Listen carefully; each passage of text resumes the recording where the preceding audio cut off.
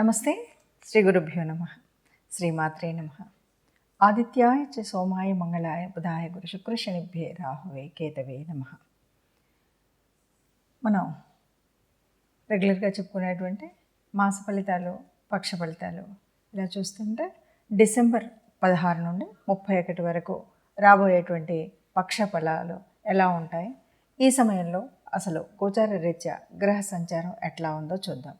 గోచార రీత్యా గ్రహ సంచారం 16 నుండి 31 వరకు కనుక చూస్తే మనకి మేషంలో గురువు, ఇక కన్యలో కేతువు, తులలో శుక్రుడు. ఇక నిన్నటి వరకు అంటే 16కు ముందు వరకు రవి కుజులు ఇద్దరూ కూడా ఒక చోటు ఉండి కుజుడు కొద్దిగా అస్తంగత్వం అయినటువంటి స్థితి ఉంది. 16 నుండి మరి రవి ధనుర్మాసంలోకి వెళ్ళాలి కాబట్టి ధనుస్సులోకి వెళ్తేనే ధనుర్మాసం ప్రారంభమవుతుంది. అంటే రవి ధనుస్సులో, రవితో పాటు బుధుడు వక్రగతిలో ధనుస్సులోనే ఉంటాడు. శని మరి కుంభరాశిలో ఉంటే, ఇక తదుపరి మీనంలో రాహు. ఇది గ్రహాలు ఉన్నటువంటి స్థితి.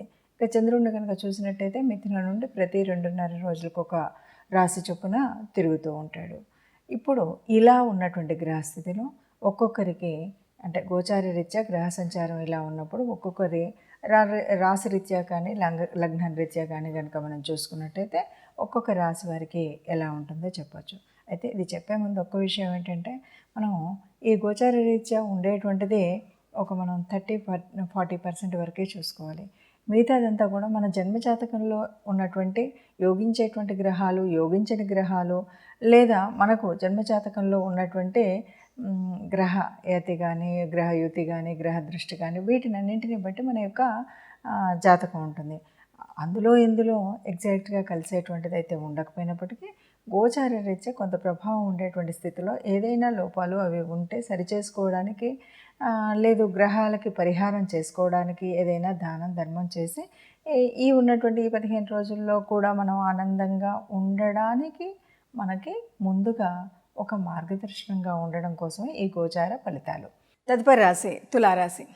తులారాశిలో రాశిలో శుక్రుడు ఉన్నాడు. ఇంకోటి, శుక్రుడికి అది స్వస్థానం కాబట్టి స్వస్థానంలో తనుభావంలో శుక్రుడు ఉన్నప్పుడు ఆ రాశికి అంటే సర్వవేళ శుభం కలిగేటువంటి పరిస్థితే ఉంటుంది. తులారాశి వారికి ముఖ్యంగా తనుభావంలో శుక్రుడు ఉన్నప్పుడు చాలా బాగుంటుంది. అది ఆయన స్వస్థానం కాబట్టి ఇంకా బాగుంటుంది. ఇక 2లో కుజుడు ఉన్నాడు. ద్వితీయంలో కుజుడు ఉన్నప్పుడు కొద్దిగా అంటే కుజుడు కూడా తన ఒరిజినల్ ప్లేస్లోనే తన స్వస్థానంలోనే ఉన్నారు. అంటే శుక్రుడు కుజుడు ఇద్దరు కూడా స్వస్థానంలోనే ఉన్నారు కాబట్టి దాదాపుగా మనకి తులారాశి వారికి బాగుంటుంది అని చెప్పొచ్చు. తదుపరి తృతీయంలో రవి బుధుడు. రవి తృతీయంలో ఉన్నాడు అంటే ఇది కమ్యూనికేషన్ స్థానం కాబట్టి చాలా స్పష్టంగా మనం ఏది చెప్పాలనుకున్నా, ఏది చేయాలనుకున్నా చాలా స్పష్టంగా చెప్పగలుగుతాం. ఇక పంచమంలో శని. పంచమంలో అంటే సంతాన స్థానం. సంతాన స్థానంలో శని ఉన్నప్పుడు పిల్లలకి అంటే తమ సంతానాన్ని కొంత అనారోగ్యం కానీ, జ్వరము, దగ్గు ఇలాంటివి ఏదైనా సరే కొంతగా అనారోగ్యం వచ్చేటువంటిది ఉంటుంది. కొద్దిగా అనుకున్నంత స్పీడ్గా అంటే మన సంతానాన్ని మనం ఆశించినంతగా వాళ్ళకి శుభంగా కాకుండా కొద్దిగా జరుగుతుంది అంటే జరుగుతున్నట్టుగా ఉంటుంది.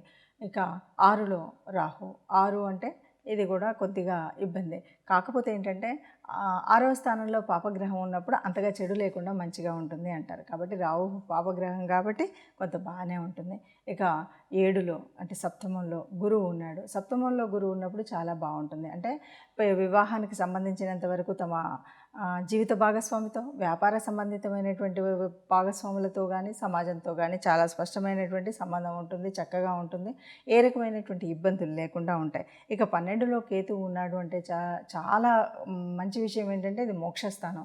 12లో కనుక కేతువు ఉన్నట్టయితే చక్కగా తీర్థయాత్రలకి, పుణ్యక్షేత్రాలకి, అలాగే దైవ సందర్శనాలు అంటే తమ గ్రామంలో ఉన్నటువంటి దేవాలయాలు కానీ ఇలా దైవ కార్యాల గురించి వారి డబ్బును వినియోగిస్తూ హాయిగా ఆనందంగా పుణ్యాన్ని, మోక్షాన్ని కూడగట్టుకునేటువంటి ప్రయత్నం తులారాశి వారు చేస్తారని చెప్పచ్చు. చూశారు కదండి. మరి ఇలా ఉన్నప్పుడు అంటే మీ రాశిలో గ్రహస్థితి ఇలా ఉండి మీ రాశికి ఈ 15 రోజులు, ఈ పక్షం రోజులు గోచార రీత్యా గ్రహ సంచారం వల్ల ఉండేటువంటి ఇబ్బందులు ఒక్కొక్క చోట ఒక్కొక్కలాగా ఈ 12 రాశుల్లో మరి ఉన్నటువంటి గ్రహాల మూలంగా మనపై పడేటువంటి ప్రభావాన్ని తగ్గించుకోవాలి అంటే మనం కొంత పరిహారాలు అయితే చెప్పిన విధంగా చేసుకోవాలి. అలాగే పరిహారాలతో పాటు అందరం కూడా అంటే ఇది పూర్తిగా ఇలాగే ఉంటుందా అనేటువంటి ఒక బెంగ మాత్రం ఎవరు పడకూడదు. ఎందుకంటే ఇది ముందు నుండి మనం చెప్తున్నటువంటి ప్రకారంగా గోచార రీత్యా ఈ రకంగా కోటాను కోట్ల మందిలో ఇది మనకు కనిపిస్తుండేటువంటిది.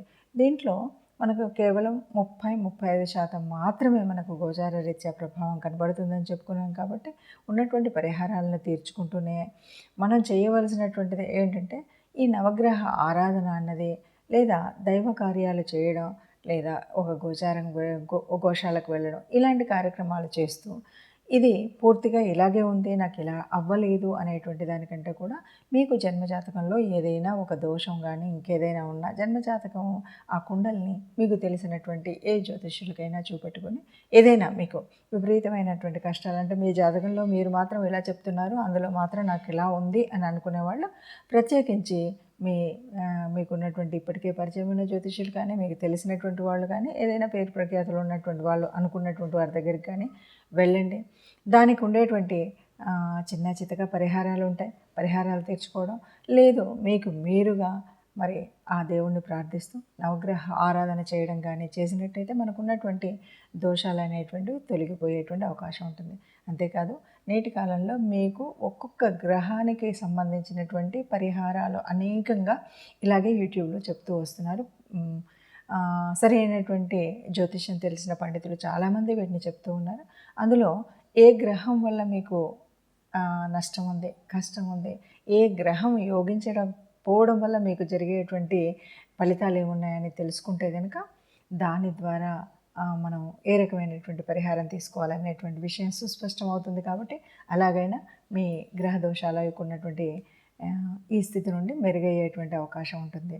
కాబట్టి ఈ పూర్తిగా గోచారం మీద ఆధారపడకుండా జన్మజాతకం మీద ఉన్నటువంటి ఆ సంచారాన్ని కూడా జన్మజాతకంలో ఉన్నటువంటి గ్రహస్థితిని కూడా తీసుకున్నట్టయితే మీకు మంచి ఉపయోగం ఉంటుంది అని చెప్పొచ్చు. సర్వే జనా సుఖినో భవంతు.